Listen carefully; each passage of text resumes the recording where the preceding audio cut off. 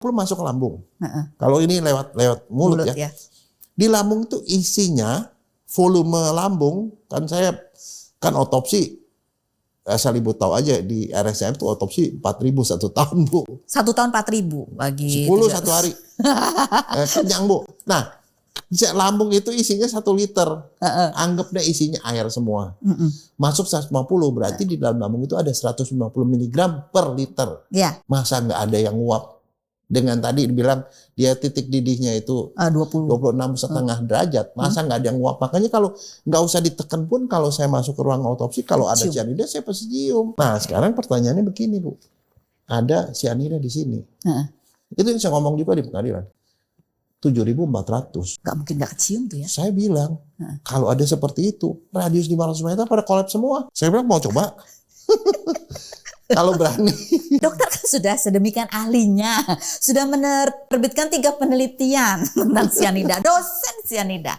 Tapi ketika menjadi seorang saksi ahli, ternyata kesaksiannya itu nggak ngefek gitu dok. Gimana dok? Nggak begini.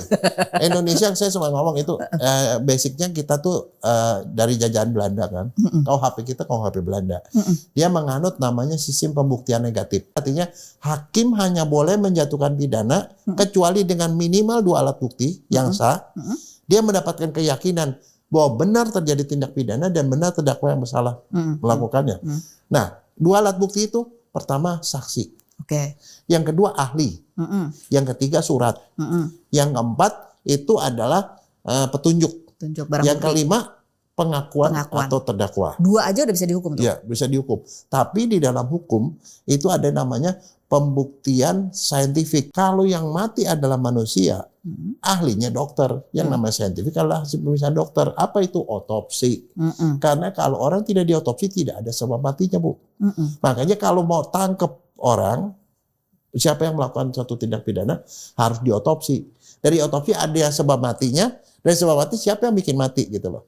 Kalau tidak diotopsi, tidak ada sebab mati, maka tidak boleh ada tersangka. Terus kemudian keyakinan. Apa yang membuat keyakinan itu? Keyakinan hakim itu atas terjadinya tindak pidana, dia yakin. Kemudian benar terdakwa yang bersalah melakukannya. Itu dia harus yakin.